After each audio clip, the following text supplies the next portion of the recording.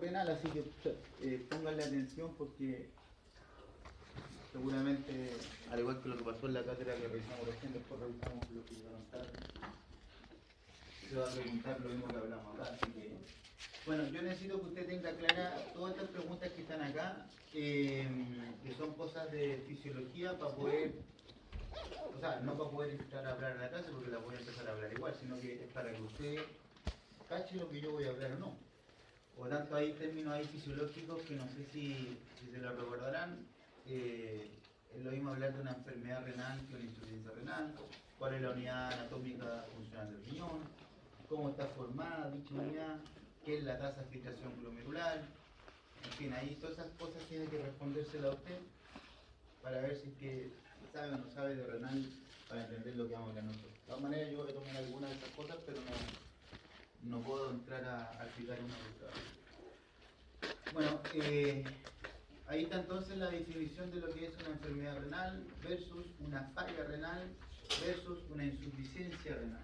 Lo más importante es que desde el punto de vista laboratorio, la falla renal se llama así porque empiezan a fallar las funciones del riñón y una de las principales funciones que se deja de realizar, es la de filtración glomerular y empieza a aparecer para nosotros del laboratorio en el papel, ¿cierto?, un aumento del NUS y la creatinina. ¿Han escuchado estos parámetros cuando uno dice NUS y creatinina que no es un perfil? En el perfil químico, lo mismo que el hígado, aparecen NUS y creatinina. Y el NUS ya lo vimos en hígado. Recuerden que el NUS lo pescaba el hígado del amonio y lo transformaba en NUS y de ahí se lo pasaba al riñón para que el riñón lo botara. Entonces, desde el punto de vista laboratorio clínico, cuando sí aparece un aumento del NUS y la creatinina, significa que hay un fallo renal. El problema es que ese aumento de NUS y creatinina a usted le está diciendo que el riñón perdió a lo menos el 75% de las nefronas. Por lo tanto, si yo me encuentro con un aumento de NUS y creatinina en un perfil, ¿habrá que ponerse contento o habrá que ponerse angustiado porque el paciente tiene más del 75% de la nefrona? ¿Qué creen ustedes? ¿Es como va a ponerse contento que estoy diagnosticando algo o es algo que es muy tardío porque ya asumo que tiene perdido el 75% de la nefrona? Es muy tardío.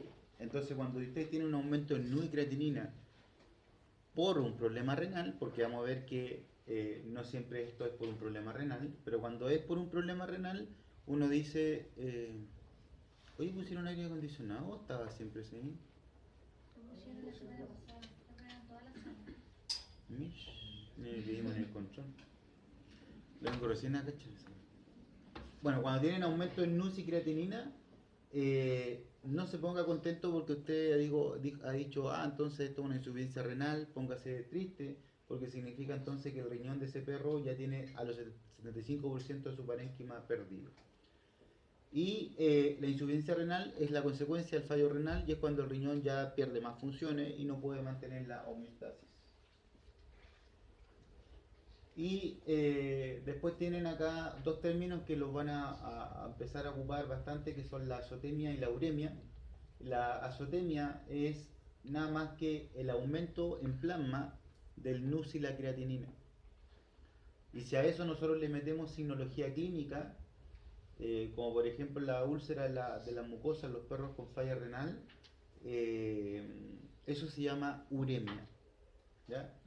Entonces la uremia es el conjunto de signos clínicos producto de una azotemia. Hay muchos clínicos que lo ocupan como sinónimo, pero no es lo mismo. Bueno, entonces nosotros vamos a empezar a hablar de la insuficiencia renal, que es el gran tema desde el punto de vista del laboratorio clínico en este caso. Para que usted llegue a la insuficiencia renal, entonces tiene que hacer varias pruebas.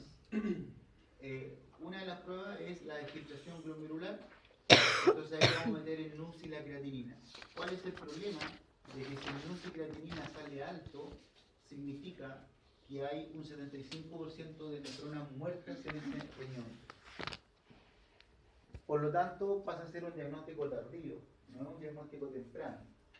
¿Ya? Ese es el gran problema del NUS y la creatinina. Usted puede hacer pruebas de selectividad de membrana del glomérulo. Vamos a hablar entonces de la proteinuria, que sería otra prueba, medir proteína en la orina, eso se llama proteinuria. O sea, cuando usted tiene proteína en la orina se llama proteinuria. Y eso te está hablando de la selectividad de la membrana del glomérulo, ¿ya? Usted puede hacer pruebas de funcionamiento tubular, como medir la densidad urinaria. Y obviamente que no está en el ramo nosotros la imagenología, que es para detectar problemas en la pelvis renal, ya el sistema de colector de orina, pelvis del riñón. Ya, entonces nosotros vamos a trabajar con estas tres primeras, que es la densidad urinaria, la proteinuria y el NUS y la creatinina. Entonces, estas pruebas se van a hacer entonces, o están relacionando la fisiología del riñón, que tiene que ver con las funciones. Ustedes saben que el riñón, una de las funciones es el regular el estado hídrico, y por lo tanto nosotros vamos a ir a buscar esta prueba. ¿Se acuerdan de esto que lo ocupamos para las PPT? El refractómetro, y también sirve para medir la densidad de la orina. Entonces ustedes, en vez de colocar una gota de plasma en ese refractómetro, colocan una gota de orina y les va a medir la densidad de la orina. Entonces con esta prueba ustedes están evaluando la regulación del estado hídrico, la función que tiene el riñón. Y como dice acá atrás, es una prueba de funcionamiento tubular. No es del glomérulo, es de los túbulos. Ustedes saben que la nefrona está formada por un glomérulo y unos túbulos, ¿cierto? Entonces, dependiendo de lo que yo haga, es qué parte de la nefrona estoy evaluando. Si yo quiero evaluar el glomérulo, que está formado por la arteriola aferente, el glomérulo y una aferente, voy a evaluar la función excretora y ahí voy a evaluar NUS y creatinina. Si yo quiero evaluar la función metabólica del riñón, por ejemplo, puedo ver si hay anemia, porque el riñón produce la eritropoyetina, EPO. Por lo tanto, cuando el riñón está insuficiente, deja de sintetizar eritropoyetina y va a haber una anemia normo-normo. Otra función metabólica que tiene el riñón es de producir la vitamina D. ¿Para qué sirve la vitamina D?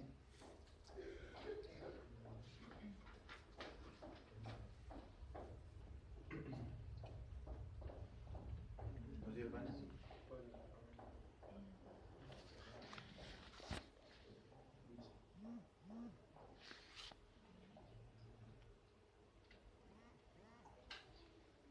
¿Quién hizo fisiología acá? ¿Qué profe? ¿Están con ella ahora? No, me hizo Víctor González. Ya.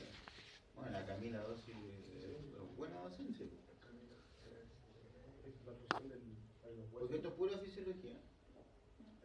Para la absorción de calcio. Si no hay calcio, en el intestino, ¿no? Porque se absorbe el intestino. Si no hay calcio y no hay riñón, no hay síntesis de vitamina D, por lo tanto puede haber hipocalcemia. Y la función vasoactiva, que tiene que ver con el sistema renina, angiotensina, aldosterona, no se evalúa laboratorialmente. Ahí usted mide la presión arterial y sabe cómo está esa función, ¿ya? Por lo tanto, nosotros vamos a evaluar básicamente con el NUS y la creatinina.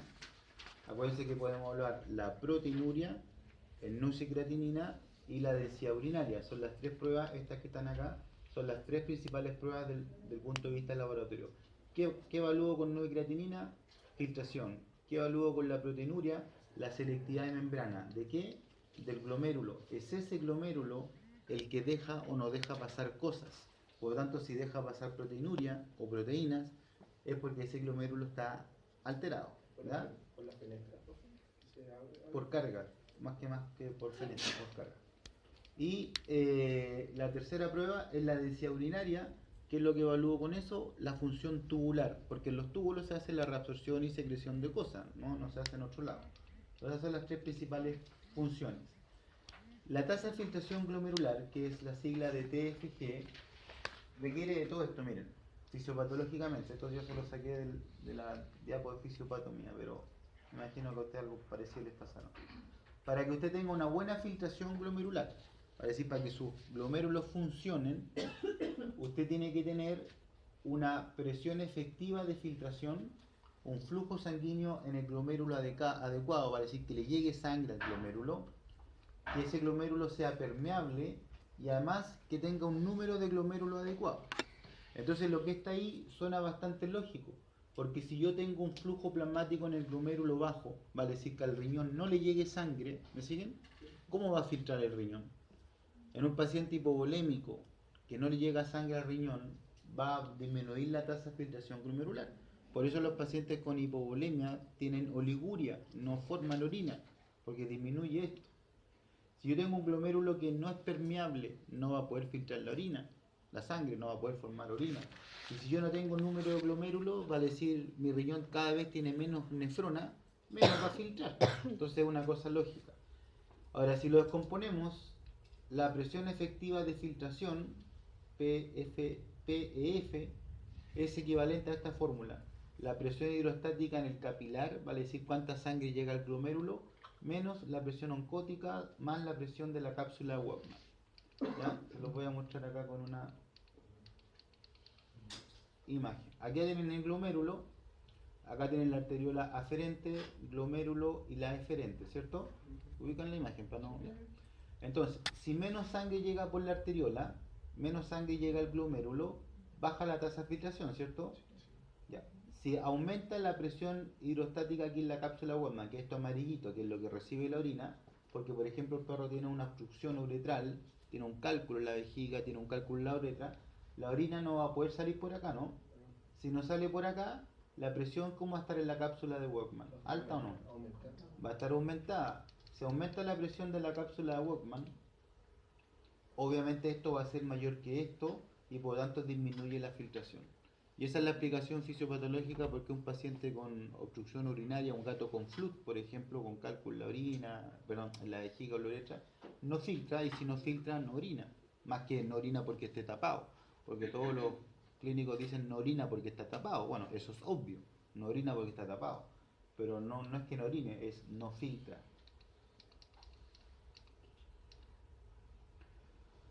Bueno, ¿cómo evaluamos en nuestro medio la tasa de filtración glomerular? Lo acabo yo de decir hace ratito atrás. ¿Qué parámetro ocupamos para medir filtración glomerular? Desde el punto de vista del laboratorio. ¿La densidad urinaria? ¿Las proteínas? ¿No? NUS y creatinina. ¿Ya? NUS y creatinina. ¿Cuál es el problema que usted tiene al medir NUS y creatinina? Es que primero, que no se lo debo olvidar nunca, que si el NUS y la creatinina sale alto, es porque yo tengo un 75% de muerte de nefronas ya. Por lo tanto, si el NUS y la creatinina sale normal, ¿significa que usted no tiene muerte de nefronas? No necesariamente, ¿no? Es menos del 75%. Eso significa que laboratorialmente la muerte de nefronas se te expresa, tiene el papel en el examen, cuando la muerte de nefronas llega al 75%. Yo puedo tener mis riñones dañados en un 50%, el derecho y el izquierdo. No he llegado al 75%, por lo tanto, si a mí el doctor me evalúa el NUS y la creatinina, ¿cómo me va a salir? Normal.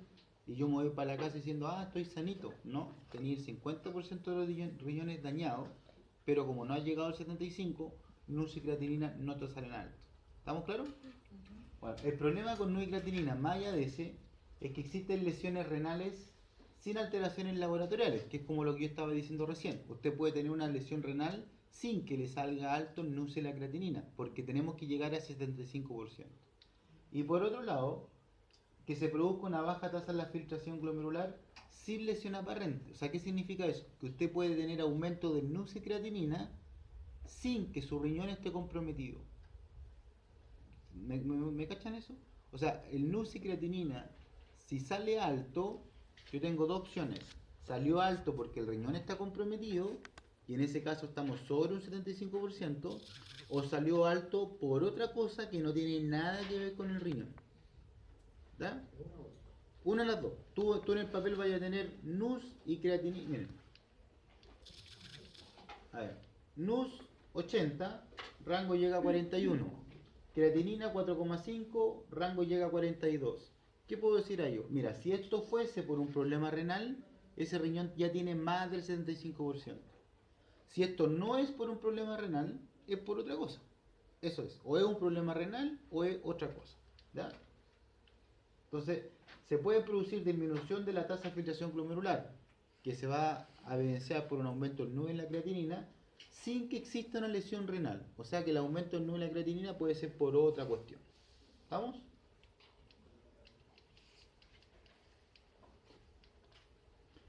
Bueno, cuando usted tenga aumento del NUS y la creatinina, como el examen que yo les mostré recién, eso se va a llamar azotemia de ahora en adelante desde el punto de vista laboratorio.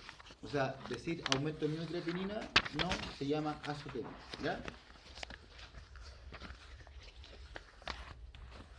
Y la azotemia la van a clasificar así como en la ictericia, prehepática, hepática o poshepática, en este caso prerrenal, renal y postrenal. ¿Ya? Entonces, primero miramos el papel, si no hay la creatinina es tan alta, voy a decir hay una azotemia y después la tengo que clasificar. ¿Se acuerdan que yo les decía que el no y la creatinina alta, la azotemia, podía ser provocado por un problema renal o un problema nada que ver con los riñones? Ya, ese problema que no tiene nada que ver con los riñones se llama azotemia prerrenal. Es como la prehepática, la ictericia. La ictericia prehepática tenía que ver con el riñón, no, tenía que ver con la hemólisis. Entonces acá lo prerrenal no tiene nada que ver con el riñón, pero igual sale alto el NUS y la creatinina. ¿Estamos? Eso es prerrenal. Y eso se va a producir en cualquier patología que baje el flujo sanguíneo renal, o sea, que disminuya la cantidad de sangre que le llega al riñón, y si disminuye el flujo sanguíneo renal, disminuye la tasa de filtración glomerular. Y si disminuye la tasa de filtración, aumenta el NUS y creatinina. Pero la patología que gatilla esto es porque se produce una disminución del flujo sanguíneo renal. O sea, cosas que hacen que al riñón le llegue menos sangre de la que le tiene que llegar. ¿Ya? Nómbrenme ustedes cosas que crean que son patologías, condiciones, como quieran llamarlas, que hagan que al riñón le llegue menos sangre de la que le tiene que llegar siempre. Una hemorragia, ¿no? Entonces la hemorragia te va a provocar entonces una baja del flujo sanguíneo renal. Si le está llegando menos sangre al riñón, menos va a filtrar y por lo tanto aumenta el NUE y la creatinina. ¿Se entiende eso? Por lo tanto, una hemorragia o una hipovolemia podría ser dar una azotemia prerrenal, ¿no? ¿Ya? ¿Qué otra condición? Deshidratación. Una deshidratación, lo mismo, ¿cierto? Perfecto. ¿Qué otra más se le ocurre? No, eso es acá, postrenal. Estamos después del riñón. No, pero ¿y si hay algo que sea un cambio, por ejemplo, ¿Dónde? En la arteria que llega al riñón. Ah, se va a producir un infarto, ¿no? Claro. En teoría sí le llega menos sangre, pero antes de pasar a esto se va a producir un infarto renal. Pero claro, conceptualmente puede ser.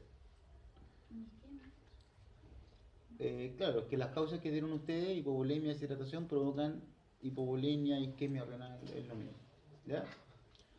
Bueno, se entiende el concepto, ¿no? Son enfermedades que bajan el flujo de sangre al riñón. Si al riñón le llega menos sangre, menos tasa de filtración tiene, y si tiene menos tasa de filtración, empieza a aumentar el NUE y la creatinina. Pero eso no significa que el riñón esté comprometido, que tenga ese 75%. ¿De acuerdo? Es algo extrarrenal, prerrenal. Ahora, acá me aparece una flecha de color rojo, porque después tenemos la renal y la postrenal, y la flecha de color rojo quiere decir que lo prerrenal en el tiempo puede dar azotemia renal, y lo postrenal en el tiempo puede dar una azotemia renal. Vamos a partir por lo postrenal. Lo postrenal son las patologías que obstruyen el flujo de orina, es como la colestasis, pero patologías que están desde la pelvis renal hacia abajo. Llámese cálculos en la uretra, cálculos en el uréter, qué sé yo, todo lo que obstruye el flujo de orina.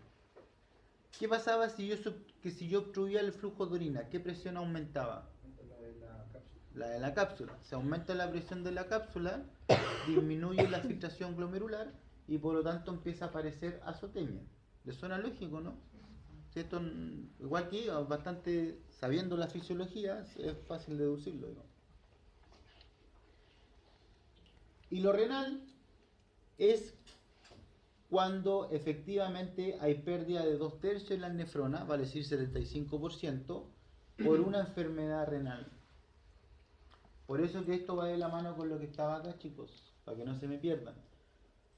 La disminución de la tasa de filtración glomerular puede ser porque bueno, se me olvidó. Puede ser que haya una lesión renal o bien que sea por una causa no renal, ¿ya? Entonces, la azotemia prerrenal significa eso, que disminuyó la tasa de filtración glomerular porque bajó el flujo sanguíneo renal, se produjo azotemia por una causa que no está en el riñón, sino que está antes del riñón. Eso, si se mantiene en el tiempo, lleva a una azotemia renal, por lo tanto se empiezan a morir las nefronas y empieza a llegar al 75% y al animal le sale alto el NU y la creatinina. Y la posrenal, imagínense un cálculo en la uretra, ¿cierto? Entonces obstruye el flujo de orina y con el tiempo empieza a comprometerse el riñón y por lo tanto se empiezan a morir nefronas y caemos en la azotemia producto renal, ¿cierto? Y una densidad más, una densidad urinaria bajo los 1030, bajo los 1035, quiere decir que la azotemia es renal. Y en lo postrenal no se puede ocupar la densidad urinaria porque la densidad urinaria va a estar o normal, o baja, o aumentada. No es característica, ¿ya? Por lo tanto, la densidad urinaria me sirve para diferenciar las dos primeras. Pero si yo quiero saber si es algo postrenal, ahí se hacen uso de la imagenología porque son obstrucciones. Entonces ahí tomamos radiografía, ecografía, etc.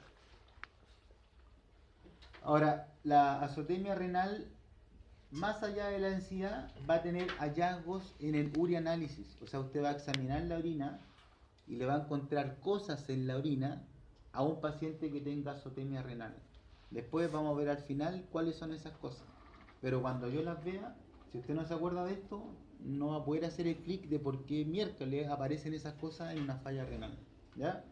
Entonces, en la azotemia prerrenal tenemos una densidad urinaria arriba de los 1030, en la azotemia renal bajo los 1030 o 1035, vamos a fijar 1035 como está en la diapo para que no hablemos, ¿ya? Para que no hablemos medio. Sobre 1035, azotemia prerrenal, bajo 1035 es azotemia renal. Y más encima, para que sea azotemia renal, en el urianálisis me tienen que aparecer cosas, ¿ya? De ahí voy a hablar cuáles cosas. Entonces, azotemia, ¿sí o no? ¿Puedo decir si es prerrenal o renal con ese examen? ¿Qué tengo que hacer? Medir la densidad. Ya, perfecto. Entonces, cuando yo evalúo la tasa de filtración glomerular, se evalúa con el aumento del NUS y la creatinina, se va a llamar azotemia, ¿sí? Por lo tanto, si yo tengo azotemia, está diciéndome que hay disminución de la tasa de filtración glomerular.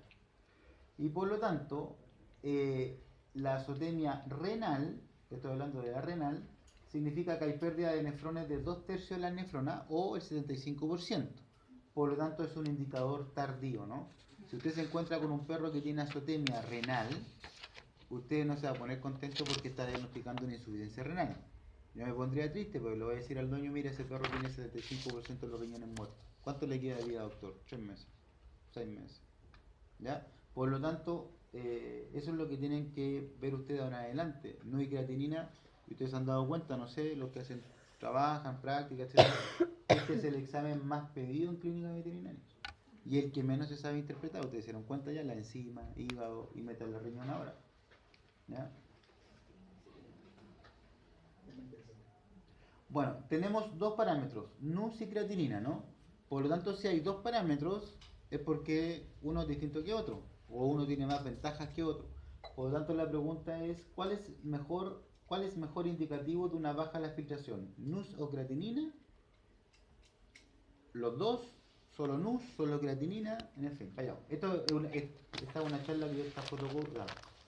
Esta que es distinta, yo se la hago a los colegas, pues yo los pregunto así, pero en el fondo lo que los colegas me debieron responder es que la creatinina es mejor que el NUS, ¿ya? Es más específica que el NUS.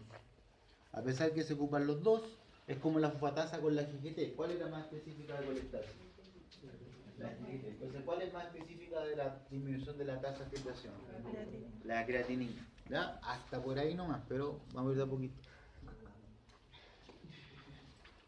Entonces, fíjense que el NUS no es tan bueno para medir la tasa de filtración glomerular porque puede aumentar por factores que no tienen nada que ver con el riñón. Y eso se denomina extrarrenal. Vamos a partir por lo renal, que era lo que estábamos hablando recién. Si usted tiene un aumento, miren, acá, si usted tiene un aumento del NUS de 80, el rango llega a 41, yo digo que tengo azotemia, ¿no? Lo que tengo que decir ahora es, bueno, este NUS estará aumentado por un problema renal o extrarrenal, o sea, ¿es por culpa del riñón o no es por culpa del riñón? ¿Cómo sabía yo si era por culpa del riñón o por no del riñón? Era con la densidad, ¿no? Ok, no tengo la densidad, ¿ya? Entonces, ahora lo que voy a hablar es lo mismo, que si el tema es por culpa del riñón, quiere decir que habían 2/3 de nefronas perdidas, ¿se acuerdan? Ya. Si es por extrarrenal, vale decir, ese aumento del NUS es por algo extrarrenal, ese NUS aumenta por catabolismo proteico, cada vez que usted se coma las proteínas endógenas de su sangre, de su plasma, o cada vez que usted coma proteínas. Si usted se las come, sus proteínas, que pueden ocurrir bajo esas condiciones, o usted se come un pedazo de carne, un asado, a usted le va a aumentar el NUS. Lo vimos en hígado, ¿se acuerdan? Como proteína, se transforma en amoníaco, el hígado lo pesca, lo transforma en urea o NUS, y eso se lo pasábamos al riñón. Por lo tanto, a lo mejor ese perro es porque comió carne antes de tomar el examen. ¿Me captan? Y la otra opción que tiene que ver con esto, con lo que dijo ella, que es la deshidratación, la hipovolemia, es que el NUS aumenta cuando aumenta la reabsorción del NUS. Y lo voy a explicar acá, miren. Pensemos en una condición que genere bajo flujo sanguíneo renal y tasa de filtración glomerular bajo. O sea, como una deshidratación, ¿sí? O una hipovolemia, que le llegue menos sangre. Teníamos la nefrona, arteriola eferente, glomérulo eferente, y esto se denomina, todo esto de acá, la eferente para acá, se denomina vasas rectas. ¿Se acuerdan que la orina va por acá, o sea, la sangre va por acá, se filtra y pasa por acá? Y acá se tiene que empezar a reabsorber o secretar, Y por lo tanto, para que haga la reabsorción y la secreción, tiene que haber un vaso sanguíneo aquí pegadito a la vasa recta, a esta cosa. O si no, ¿cómo se va a reabsorber, no? Entonces, el riñón, para que no se nos olvide más, recibe el 25% del gasto cardíaco. En forma fisiológica, de ese 25%, el 90% del flujo que le llega al riñón va destinado a los glomérulos que están ubicados en la corteza de la médula renal. Si ustedes parten el riñón por dos, por la mitad, como cuando uno abre una marraqueta, tienen corteza y médula igual que todo el órgano. El 90% de esa sangre llega a la corteza donde están los glomérulos que tienen función de filtración. El 10% llega a la médula donde están los túbulos y que tienen función de reabsorber y secretar, ¿ya? Fíjense lo que pasa acá. Estoy hablando de por qué el NUS puede aumentar por algo extrarrenal como una deshidratación o una hipovolemia. Cuando baja el flujo de sangre al riñón, disminuye el gasto cardíaco, menos sangre va por acá. Menos sangre llega aquí al glomérulo. Si llega menos sangre, menos tasa de filtración glomerular. Si disminuye la tasa de filtración glomerular, ¿qué le va a pasar al NUS? ¿Se va para arriba o se va para abajo? Sube, ¿no? Ok. Cuando disminuye la tasa de filtración glomerular, y como llegó menos sangre por acá va a salir más o menos sangre. Por acá va a ir más o menos. Menos, ¿no? Porque menos sangre va por acá, por tanto menos sangre va por acá. Cuando va menos sangre por acá, el flujo se hace más lento, se hace más rápido la sangre por acá. Anda más rápido o más rápido. Si va menos sangre, más lento, ¿no? Si va más lento por acá, va a dar mayor superficie de absorción o menor superficie de absorción. Va a absorber más, ¿no? Entonces va a dar más tiempo a que se reabsorban cosas. Entonces cuando disminuye la tasa de filtración, cuando disminuye el flujo de sangre, disminuye la tasa de filtración glomerular. Por lo tanto, algo de NUS pasa.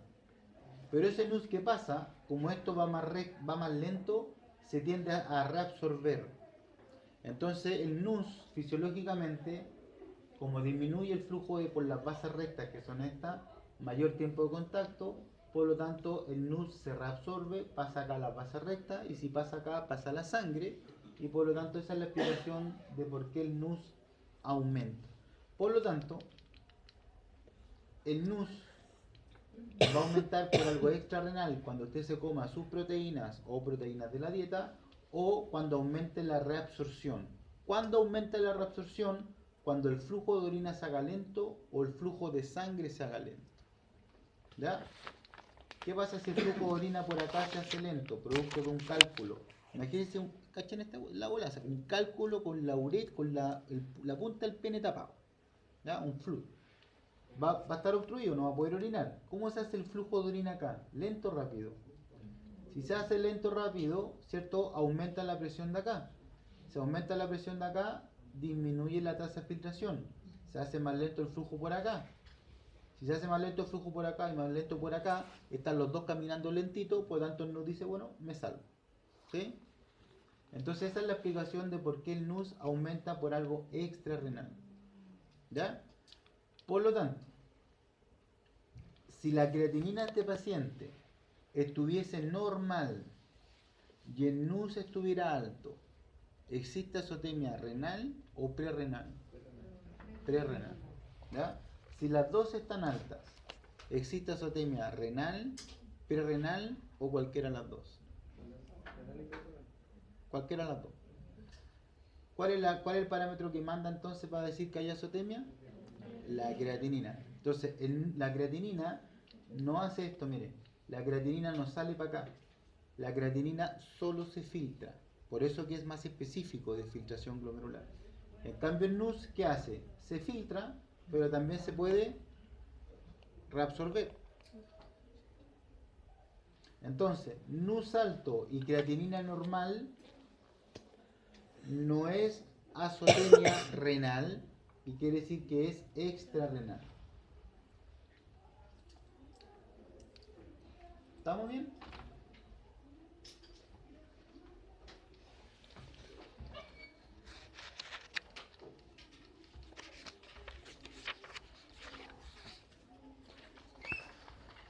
Ya, ¿se acuerdan que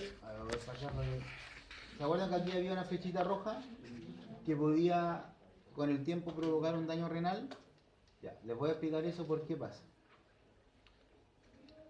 Cuando tenemos algo prerrenal entonces, que disminuía el flujo sanguíneo renal, ya voy a explicar la flecha roja, como algo prerrenal daña finalmente los riñones. Entonces, como una azotemia prerrenal, podemos pasar a una renal. Esto es lo normal, ¿se acuerdan? 90% iba a la glomérulo, a la corteza, y el 10% va a los túbulos.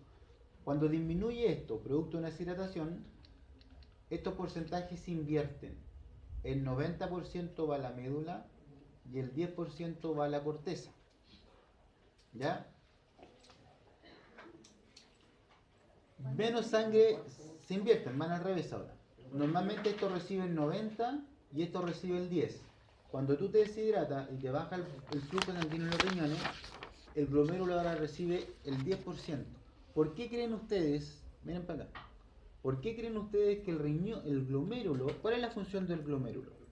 Filtrar. Entonces, es lógico que si yo tengo bajo volumen de sangre hacia el riñón, el glomérulo ahora reciba el 10%, porque lo que quiere hacer la naturaleza ahí, como el glomérulo filtra, dice, ok, te vamos a bajar la irrigación, ya no te vamos a dar el 90, te vamos a dar el 10, porque si te sigo dando el 90, vas a filtrar. Y lo que yo no quiero es que filtres, que no formes orina, porque estás con bajo flujo de sangre en el riñón. Entonces, ¿para qué quiero formar orina? Porque si yo formo orina, más bajo flujo sanguíneo renal voy a tener. Y es por eso, muy bien, y es por eso que la orina entonces sale más concentrada, y es por eso que en lo prerrenal la densidad es alta. ¿Cacharon por qué? Porque ahora, ¿qué parte de la nefrona es la que concentra la orina? Los túbulos, ¿no? ¿Se acuerdan? Por lo tanto, ahora cuando baja el flujo sanguíneo, el 90% de sangre va a los túbulos. ¿Para qué? Porque la naturaleza te está diciendo, concentra la orina. No orines, no formes orina, y a la vez la poquita orina que formas, concéntrala, porque tú tienes bajo flujo sanguíneo renal. No puedes andar dándote el lujo de andar meando a cada rato. Concentra la orina. ¿Sí o no? Y esa es la razón entonces de por qué en una azotemia prerrenal la densidad sube, y es por eso que en la azotemia renal la densidad baja, porque no hay quien haga ese trabajo. ¿Todos lo entendieron bien?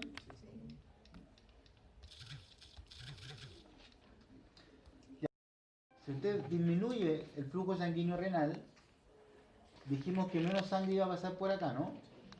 Ya, y eso daba mayor tiempo de contacto y por eso que salían nu y toda la cosa. ¿Qué creen ustedes? Acá está lleno de células. El túbulo contorneado proximal tiene células, ¿cierto? Son las células las que reabsorben y se secretan. Esas células, ¿usted cree que se nutren de esta sangre o se nutren de esta sangre? De la de acá arriba, ¿no? Por lo tanto, si disminuye el flujo sanguíneo renal y disminuye la cantidad de sangre que va por acá, ¿qué creen ustedes que le va a pasar a esas células? Se empiezan a morir, ¿no? Entonces, ahí está la nefrona con la arteriola aferente, deferente, y esas células de la contorneado proximal, ¿cierto? Que era eso de ahí, fíjense, se empiezan a morir. Y esa salida de células muertas se llama necrosis tubular aguda. Y por lo tanto esas células cuando se mueren, ¿a dónde caen? Aquí adentro, ¿no? Y empiezan a aparecer en la orina. Y esas células que empiezan a aparecer en la orina son los hallazgos que usted va a tener en el urianálisis en una azotemia renal. ¿La cacharon? ¿Cuáles son los hallazgos que usted va a tener entonces en una azotemia renal en el urianálisis? Células. ¿De dónde? Del riñón. Esas células se llaman células epiteliales renales. Entonces, ¿cuáles son los parámetros de laboratorio de una azotemia renal? Baja densidad, bueno, nube y creatinina alta, baja densidad urinaria y células epiteliales renales en el sedimento de la orina. Más que en la orina no, en el sedimento de la orina. Vamos a ir a verla al microscopio. Por eso está puesto el dato entonces. Células epiteliales renales en sedimento más una densidad menos de 1030 son las características entonces de una azotemia renal. Y esa es la explicación entonces de por qué algo prerrenal te va a comprometer el riñón en el tiempo. Habían dos parámetros para medir azotemia, NUS y creatinina. ¿Cuál de los dos era más importante? La creatinina. ¿Por qué? ¿Por qué? No escucho. Ya, ¿por qué es más específica? Porque no se reabsorbe, solo se filtra. ¿Ya? ¿De dónde viene la creatinina? Del metabolismo de la creatina muscular. La creatina del músculo se transforma en creatinina, que es la que estamos hablando nosotros.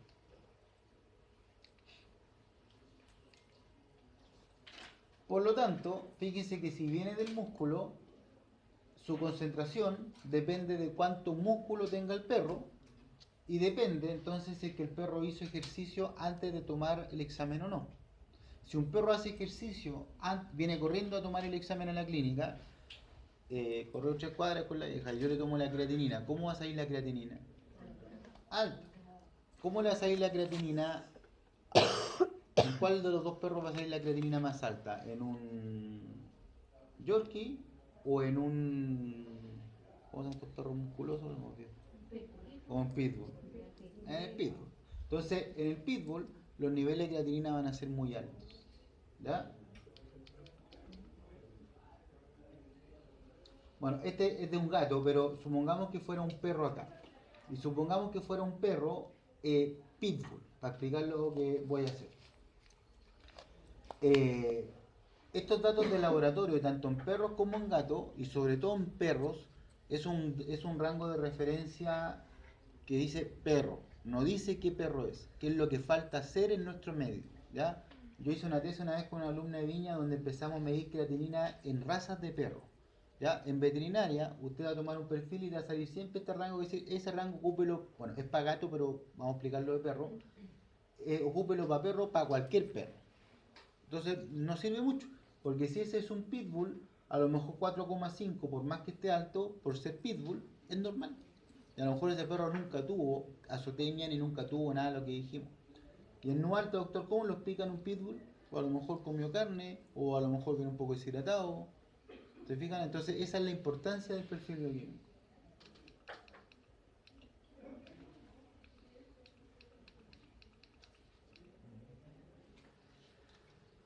Ya.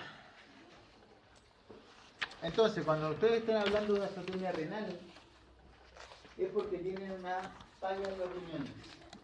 Esa falla en los riñones o esa insuficiencia renal, a ustedes en fisiopatología hasta ahora se la enseñaron como una insuficiencia renal aguda o una insuficiencia renal crónica, ¿no? Y sabemos que la aguda en el tiempo puede llevar a crónica y que estas dos cuando se descompensan el paciente cae en síndrome urémico. ¿Sí? ¿Qué era el síndrome urémico? El aumento del NU y la creatinina más sinología clínica. Acá tienen signos de laboratorio de una insuficiencia renal aguda versus una insuficiencia renal crónica. ¿Ya? Ambas insuficiencias se van a manifestar con un aumento del NUS y la creatinina y una densidad bajo los 1030 porque no hay nefronas. La diferencia está en cosas como, por ejemplo, aquí aparece la oliguria, en la crónica aparece la poliuria polidipsia. Acá aparece la hiperpotasemia, en cambio acá aparece la hipopotasemia. ¿Ya? Así que ahí se los voy a dejar diferencias del laboratorio. Pero ambas se manifiestan como azotémicas y con densidad bajo los 1035, o los 1030, 1035. Hay algo bastante común que puede ser el aumento del fósforo, pero el aumento del fósforo tiene algo importante que va a empezar a aparecer cuando la tasa de filtración glomerular cae por debajo del 80%. ¿Ya? O sea, le queda menos del 20% de filtración glomerular. O sea, le queda muy poquita nefrona. Ese es el concepto. ¿Ya? Si yo miro el perfil de acá, no me acuerdo cómo estaba el fósforo, 7,9, el rango llega hasta 8,3. O sea, ese paciente, uno ya con experiencia dice, esa azotemia es renal. ¿Ya? Ahí yo se los voy a corroborar por qué. O sea, no es prerrenal, es renal. ¿Qué significa eso? Que el gato tiene pérdida de más del 75% de la nefrona, lo más probable es que en el examen de orina tenga células renales y el fósforo, como está todavía bajo pero está llegando al límite superior, yo puedo decir desde el punto de vista del laboratorio, mire, la tasa de filtración glomerular todavía es sobre un 20%. O sea, algo está filtrando todavía. Cuando ya aparece el fósforo alto en plasma, en teoría entonces quiere decir que la tasa de filtración es muy poquita la que le queda. O sea, ese paciente sobrevive muy poco tiempo. ¿Estamos de acuerdo? ¿Se entiende eso o no, chicos?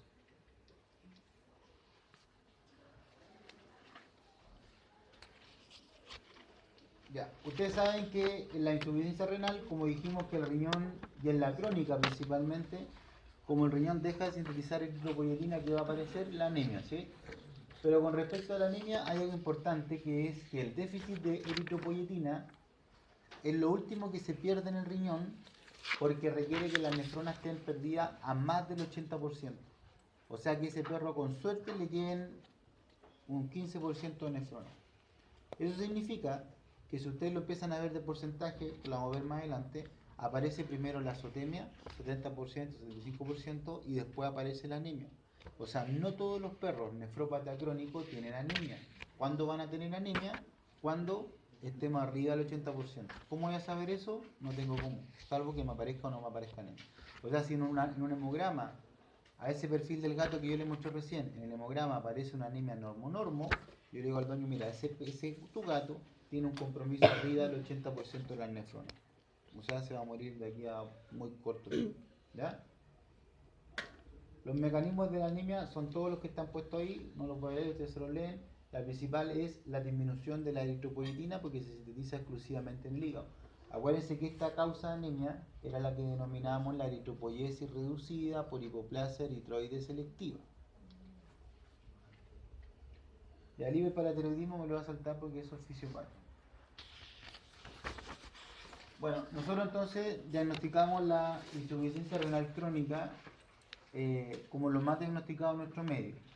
Y para que usted diga que el paciente tiene insuficiencia renal crónica, tiene que cumplirse estas cuatro cosas, o a lo menos estas cuatro cosas. El paciente tiene que tener una dolencia renal que perdura por más de 3 a 4 meses. Tiene que tener un tiempo necesario para adaptarse a la cronicidad y activar sus mecanismos compensatorios. El riñón cuando se empieza a morir activa mecanismos compensatorios, pero el problema es que estos mecanismos compensatorios hacen que el riñón se siga enfermando, es como el corazón. la hipertrofia y la dilatación cardíaca cuando el corazón está enfermo son los que terminan por matar al paciente. Acá lo que va a hacer el riñón cuando el riñón empieza a enfermarse son los que terminan de matar al paciente. Entonces esta autoperpetuación hace que el riñón pierda masa, se va a llegar hasta el 75% y a usted le va a salir el NU y la creatinina alta. Y usted va a pescar a este gato y va a decir, oh, este gato tiene insuficiencia renal crónica. Y ya es tarde, porque si usted le dice al dueño que ese gato tiene insuficiencia renal crónica, es porque ese gato ya tuvo los mecanismos compensatorios, ya el riñón se autoperpetuó, ya el riñón se dañó más, sobre el 75%, y por lo tanto empezó a aumentar el NU y la creatinina. ¿Qué puedo hacer yo? Nada, ese animal tiene está pedido, digamos, puedo hacer un tratamiento paliativo, pero nada más.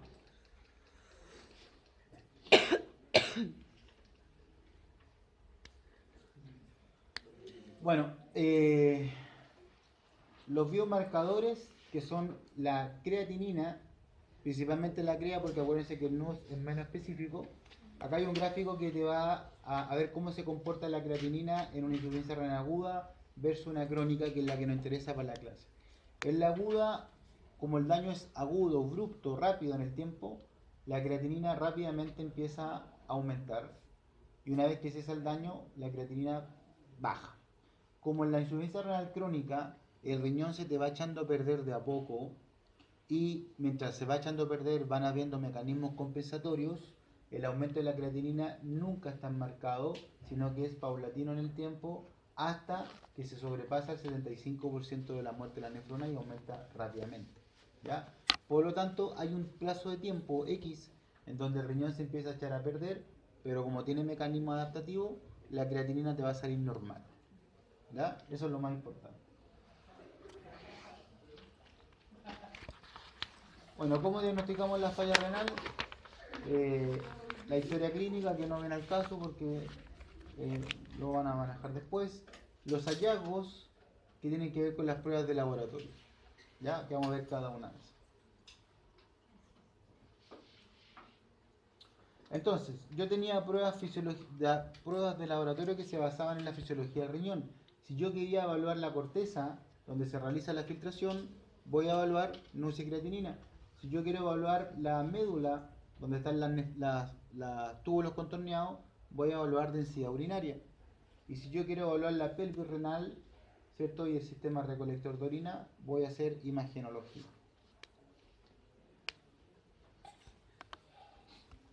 Entonces, las pruebas de la médula, donde están los túbulos, evalúo la densidad de la orina con el refractómetro, ¿cierto? Coloco una gota de orina y mido la densidad. ¿Cómo está la densidad en una azotemia perirenal? ¿Arriba de qué? 1035. Y en una azotemia renal donde el riñón muere, baja a los 1035. ¿Cierto? Ya. En la corteza, donde están los glomérulos, yo voy a evaluar entonces el aumento en neurocreatinina, y como son los glomérulos los que dejan o no dejan pasar cosas, específicamente las proteínas, yo voy a evaluar, ¿cierto?, la proteinuria, que se hace con una prueba que se llama UPC, proteinuria o UPC.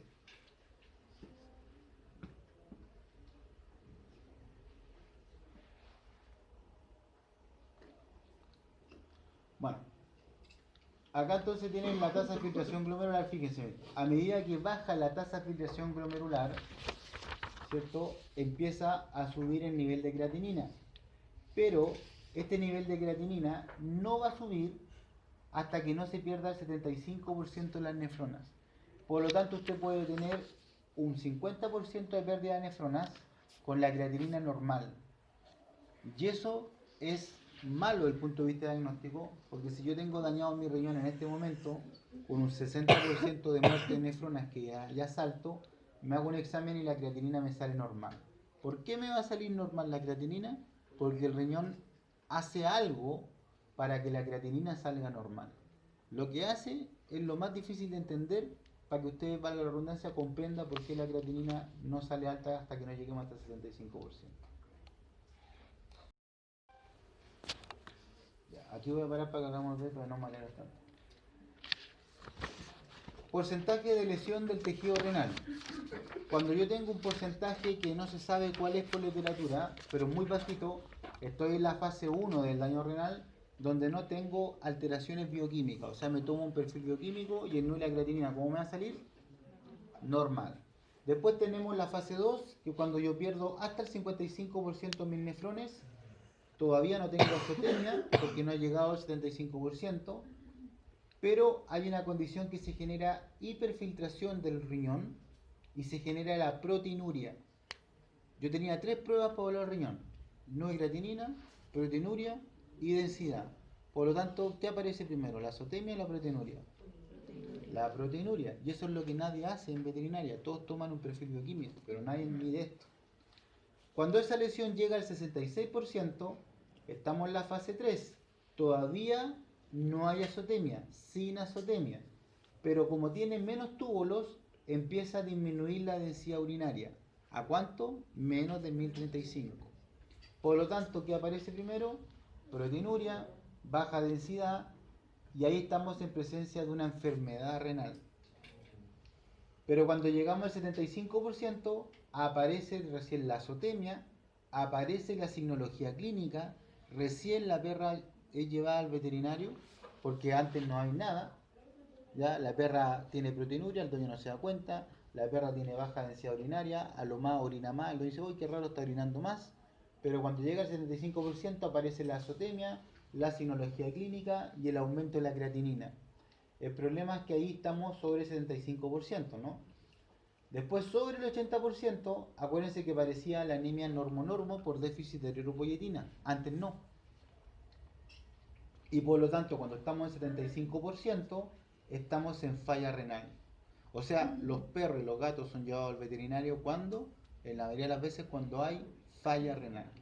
Ahora, eso es lo más complicado del tema, que yo se los planteo a los colegas en la charla ya, colegas viejos, no ustedes, pero se los voy a decir igual, que cuando llevan los perros a la consulta veterinaria y el veterinario hace un perfil y un hemograma y diagnostica falla renal, no es para ponerse contento, porque tú tenías un perro arriba de esto, está ahí el perro con falla renal. Entonces lo ideal es diagnosticarlo acá. ¿Cómo la vamos a diagnosticar acá? Si me dicen, pero es que el NU y creatinina no sale alto. Bueno, mida la densidad, cómprese un refractómetro que vale en 30 lucas. Mida la proteinuria, que lo hace con tira reactiva de orina. Entonces, el problema es que la mayoría hace esto, NU y creatinina. Y el NU y la creatinina te sale normal, tú vas a decir, ah, no estoy en fase 4. Pero si te sale normal, podías estar acá, acá o acá. O sea, si te sale normal, podías estar acá. Me sale normal hoy día, pero la próxima semana me va a salir alto, por ejemplo. ¿Se entiende eso o no? Esa es la importancia que tiene el NU y creatinina. Y cuando llegamos al 100%, obviamente muerte el paciente. Entonces yo los pillo acá, en el 80, 75, porque la vieja no te lo va a llevar aquí justo en el 75. Te lo lleva como a la semana, a las 2 semanas, después que el perro no come, tiene sinología clínica. NU y creatinina, tú usas el perfil, NU y creatinina alta. Le miden la densidad urinaria, obviamente va a estar baja porque es lo primero que bajó. ¿Sí?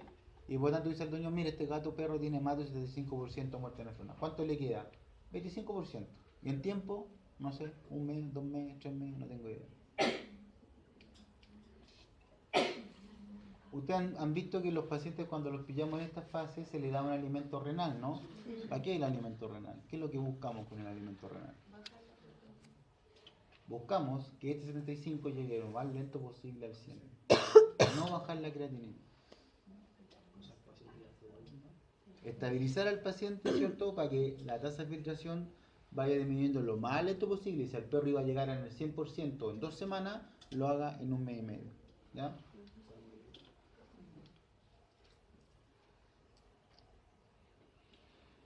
Entonces, la creatinina, la pregunta ¿es un marcador temprano de falla renal? No. ¿Cierto? ¿Y es un buen marcador? Vamos a ver que, o sea, ¿es un buen marcador? Uno de ustedes podría decir que sí, ¿no? Porque aumenta antes que el NUS, o no que antes, sino que no aumenta por causas extrarrenales, solamente se filtra, no se reabsorbe, ¿no? La dejemos hasta ahí, no, pero no vale.